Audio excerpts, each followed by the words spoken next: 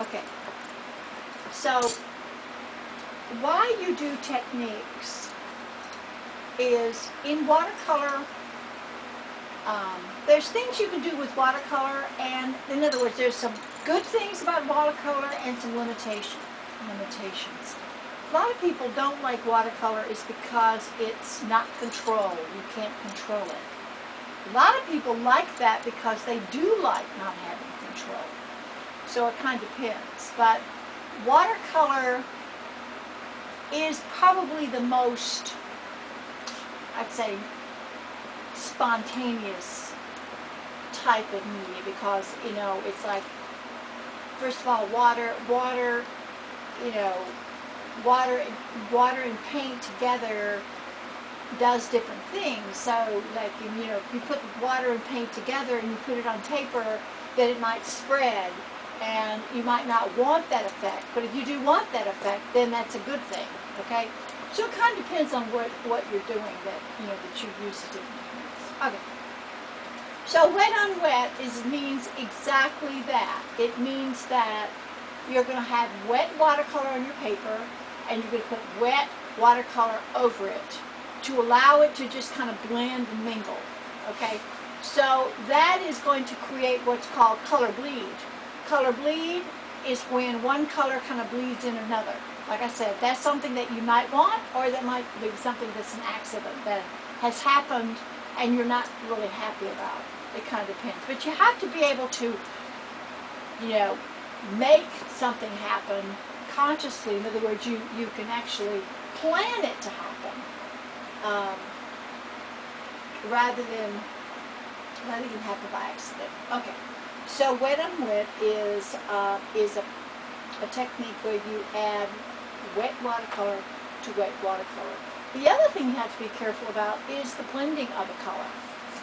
You know, when you blend two different colors, you're going to get another color. So, for instance, and also water is water soluble, which means that when you put water over even dry watercolor, it revives the watercolor. It brings it back to life again. So there is a medium that you could use for that to keep that from happening, but today we won't go into that. But if you do blend wet on wet, you make sure that your color is correct.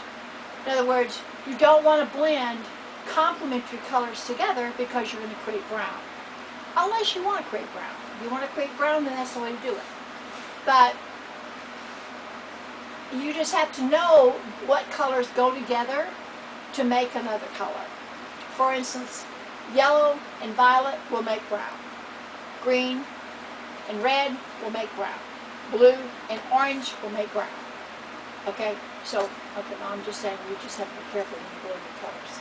Okay, so dry brush is when you take a brush and you put it in the watercolor.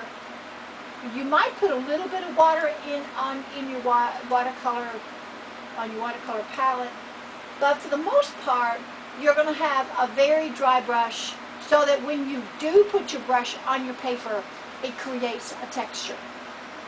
It creates a print. It's not real watery, so it will create a texture. And you may want that effect when you're doing, say, you know, a tree with leaves, a tree trunk, some kind of a foliage in your picture. There's different things that you can do with that technique. Graded wash is when you're doing a sky. Okay, when you're doing your sky, it's a darker color at the top, or more intense color at the top. As it goes down to the bottom, it gets lighter and lighter and lighter with the atmosphere. So therefore, you would want to actually give a gradual blend of your color to the horizon line. In that case, you would use more water. You would use more paint at the top and more water as you go down. Keep going down, you actually will do kind of a gradual wash of the color. Okay, using salt. There are two types of salt, actually three types of salt that you can use. One type of salt is your regular table salt. You sprinkle your salt on wet watercolor and you let it dry, and it creates kind of a speckled effect, and that's cool. There's another type of salt called sea salt. It's a little bigger, but it also creates a bigger shape, which is nice. Then there's something called Epsom salt, and Epsom salt actually creates a crystallization on your paper. So if you want something to actually have a crystal-like look, that's what you would use. All right, printing. Printing is when you take an object and you print into the wet watercolor that you have on your paper. Because what happens is it wipes out. In other words, the watercolor is wet, so when you put something on the wet watercolor, whether it's a cotton ball or a Q-tip, or you draw in the wet watercolor, you're going to create a mark of some sort. Okay? So printing is the same thing. You can use different objects. You can use sea sponge, you can use regular sponge, you can use texture sponge, you can use stamps, you can use stencils, you can use all kinds of different things to create different designs, textures, and different effects when you do printing. Okay. Cotton ball is kind of the same as Q-tip. Cotton ball is kind of like when you use this to create like clouds. You wipe out certain areas in wet watercolor in your sky to create clouds. Rather than painting the clouds in, you again wipe out. Wiping out is a really cool thing with watercolor. You can't do it with acrylics. Okay, you can't wipe out with acrylics. Acrylics is a totally different paint.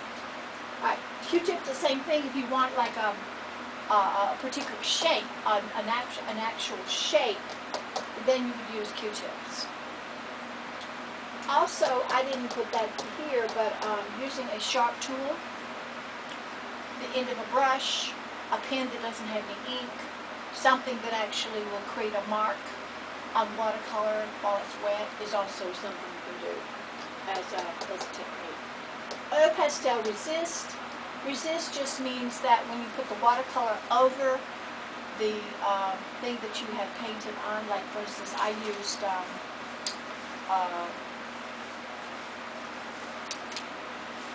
Elmer's glue. It was actually Elmer's glue, and it actually was.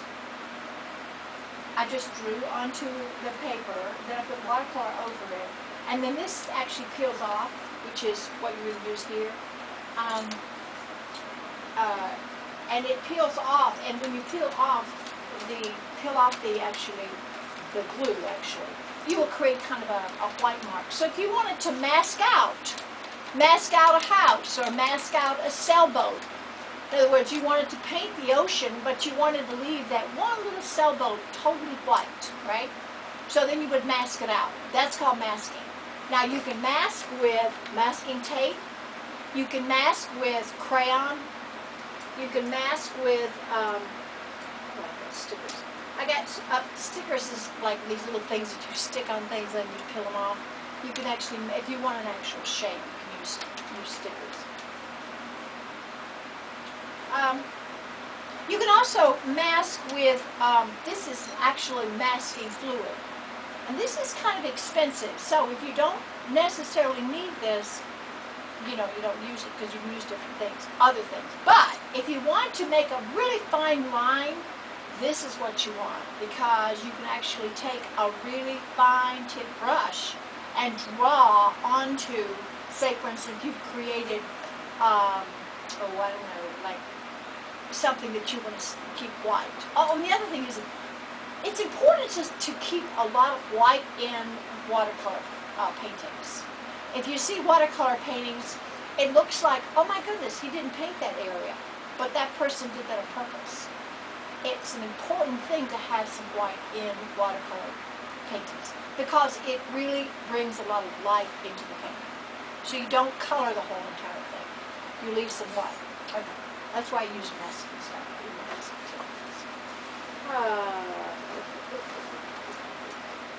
Dripping. Dripping is just taking something that has a, like, you didn't even use a